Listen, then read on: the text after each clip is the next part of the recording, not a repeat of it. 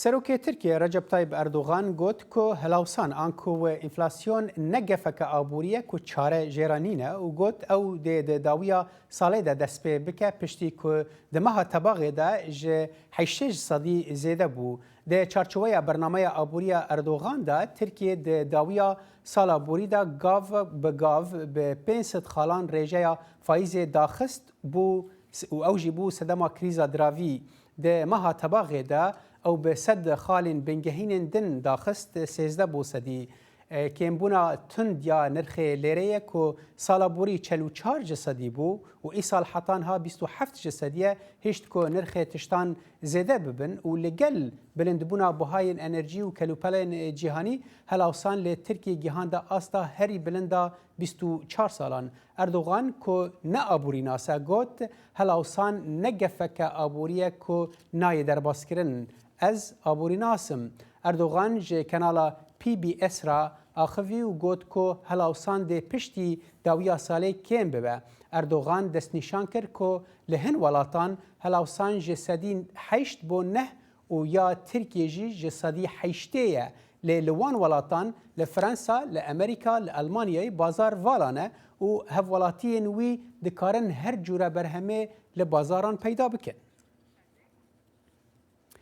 îro 20 Eylûnê salvegera sihî ya kuştina nivîskarê Kurd Musa Entere û di vê boneyê de hejmarek rojnamavan li cihê kuştina wî li Diyarbekirê kom bûn û rêz li wî girtin. Ji bo agahiyên bêhtir di vê derbarê de navpeyamnêra me Xecîcan Farqên ji Diyarbekirê bi me re ye. Dem baş Xecîcan çalakiya rojnamavanan çawa bi rê ve çû û çalakiyên din çene?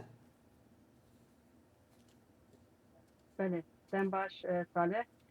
Çalakiya rojnameden danî sibê li taxa seyran stratejiyê ku 30 sal derê Musa Enter hatibû kuştin dest pê kir. Pêşî daxuyaniyek dan û li wê derê taybet balê dan ser doza Musa Enter ku hûn dizanin sibê rûniştina dawî a Musa Enter doza Musa Enter e beriya şeş rojan li Ankarê hatibû dîtin. Lê rojek avtin rojek piştî dozê piştî bîranînê piştî salvegera kuştina wî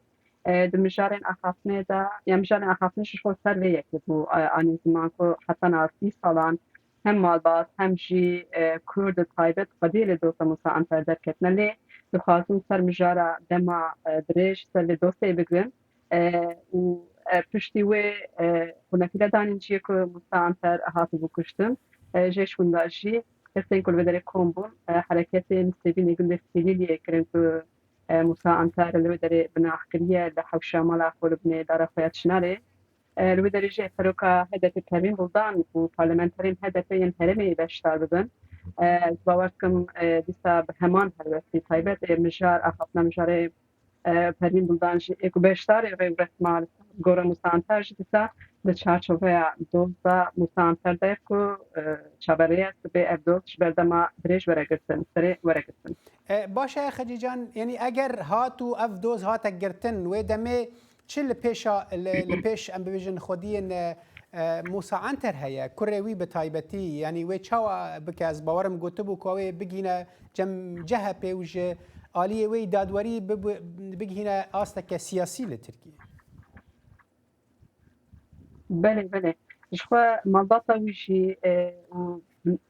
Musa Enter bi kesiyatiya xwe jî tê naskirin mirovek rewşenbîre lê heman demê de rastî jî jiyana xwe terxan kiriye ji bo wî dost û mafa Kurdan mafê Kurdan kurê wî dijla Enter piştî mahkema li Ankarê danê êvarê çû serdana Kemal Kılıçdaroğlu li wê derê pirî dostê bavê xwe çû ku hûn dizanin Kemal Kılıçdaroğlu demekiye dest bi çalakiyê hevdû helalkirinê kiriye yani divê lazim em pêşî têm qusûrê hevdû bînin hevdû helal kin hevdû ev bikin da ku em dikevin rûpelek nû di dîroka siyaseta Tirkiyê de ve bikin kurê dijla Enter jî heta borî got madem ku behsa helaliyê dikin kerem kin ev doza bavê min e ku bi sayekên siyasî hate kuştin niha jî bi heman helbestî tê serê tê girtin eger hûn doza Musa Enter ji bo wî neyê girtin di alî hukukî de jî hûn tiştekî bikin ku